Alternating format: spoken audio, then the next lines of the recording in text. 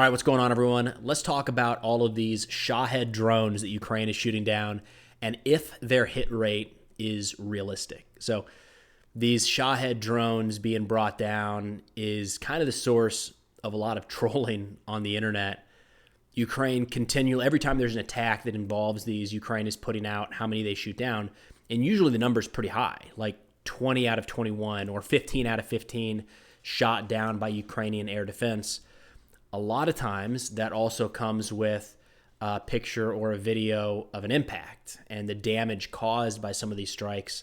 So it's just like ripe to be picked apart, right? How are they being shot down if there's still explosions happening on the ground? If Ukraine is shooting down 90+% of these drones, how are they still at times going out with electricity and water?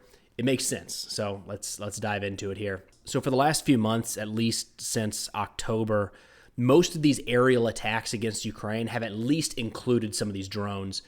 These drones we're going to talk about here today, it's not what most people think of when you hear drone. It's not something that's flying around, taking pictures, streaming video back to the operator, or maybe dropping munitions onto a target and then coming back, landing to be used again. That's something like the Orlan drone in Russia, the Bayraktar that Ukraine has used, or any of these quadcopters. Those are kind of the traditional drone most of us think of. What I'm talking about here are known as the Shahed 136. That is an Iranian design drone, more on where they're manufactured in a second, but it's essentially a cruise missile of sorts, like a slow cruise missile. They've also been called kamikaze drones, loitering munitions, all of those kind of fit. But again, Shahed 136 drone is high level, kind of what we're talking about here. So Russia purchased quite a few of these a while back, and there are reports starting to come out that Russia is either beginning or plans to begin the manufacture of these drones within their own territory. So rather than purchasing the drones, they've purchased the plans, the rights to manufacture, whatever it might be.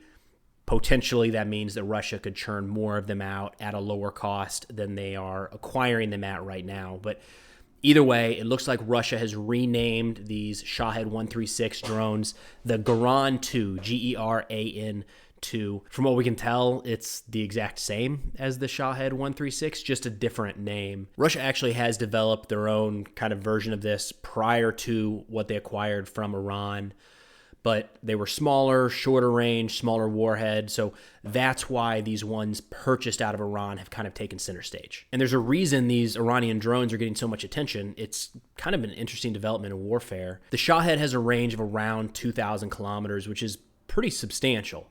I mean, that's enough for Russia to be able to launch these from well inside their own airspace and range anything all across Ukraine.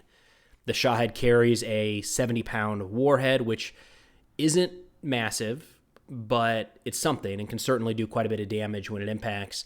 It's satellite guided, and maybe most importantly, or at least right up there towards the top of the list, it's really cheap. We're talking about $10,000 to $50,000 per unit, which I know it's kind of weird to call something cheap that costs $50,000, but when you compare that with cruise missiles that generally start north of $1 million, it's a pretty good bargain. All of those positives have to come with a downside, right? And they do. So the Shahed 136 or Geran 2, whichever one you want to call it, it's slow and pretty vulnerable to a wide range of air defense systems. Estimates are that this drone travels about 115 miles an hour. As a comparison, the U.S. Tomahawk cruise missile flies around 550 miles an hour, and the ATACMS that would be fired from the HIMARS travels at north of 2,000 miles per hour. On top of that, these Shahed drones aren't really maneuverable. I mean, they do adjust course en route to the target and are pretty accurate from everything we can tell in terms of striking the desired impact point. But as it drops in altitude to strike its target, it's really just sort of moving slowly along a straight line.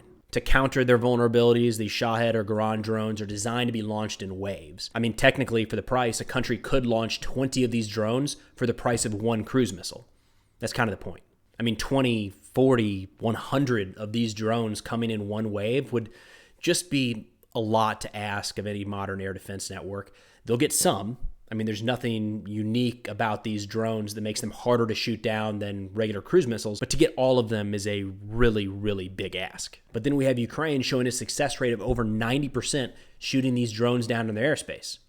So how's that happening? Honestly, it's because they've set themselves up to defend against this exact threat. Ukrainian radar gives them plenty of notice when there's a strike inbound from Russian territory, and the air defense assets are already in place around key infrastructure. Between surface-to-air missiles, man pads, anti-aircraft cannons like you have with the Gepard, some of these air defense networks around Ukrainian cities are able to bring these down pretty easily. I mean, it's not rocket science at this point. Russia continues to target some of the same cities and critical infrastructure with each wave of these attacks.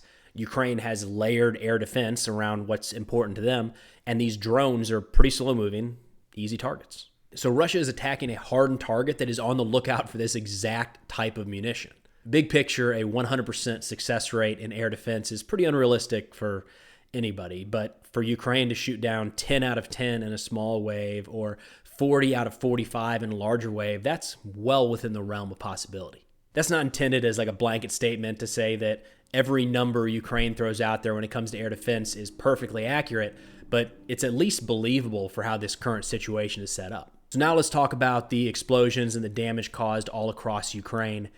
How is that happening in each one of these successive waves if they are shooting down so many of these drones? There's a couple ways I look at that because I see the same thing you do, right? 20 out of 20 drones shot down.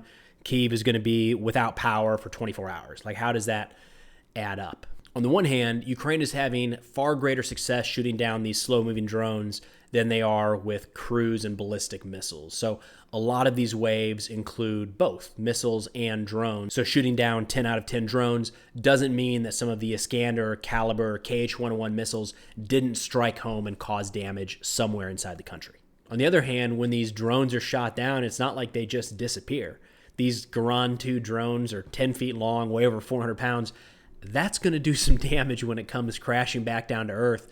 And it's likely that when it does, the warhead will detonate as well. So maybe it's not impacting on the designated target, but even a successfully intercepted and shot down drone can still cause infrastructure damage and casualties. Now, most of these drone attacks have been focused around the infrastructure of major cities, so it doesn't necessarily mean that the Ukrainian air defense is buttoned up like this all across the country. I don't know the current disposition of Ukrainian air defense assets, but I'd have to believe that most of them have been relocated back to major cities to try to minimize the impact of these drone and missile strikes. If that were true, that would come at the expense of air defense capabilities more forward towards the line of contact. If Russia were to launch a 20 or 40 drone barrage somewhere against the Ukrainian troop presence in the south or east, it's unlikely that Ukraine would have as high of a success rate as they're seeing around places like Kyiv. Hopefully that helps, provides just a little bit of context to think about whenever you see one of these reports of a certain number of drones or missiles being shot down. Again, I think 100% over the long haul, the span of weeks, months, years, is unrealistic for just about anybody. But 70, 80, 90%, especially for a country that is so focused on air defense and knows that strikes are incoming, that's within the realm of possibility. And again, missiles and drones that are shot down do sometimes still go boom. But that's all I got for now. I'll see y'all next time.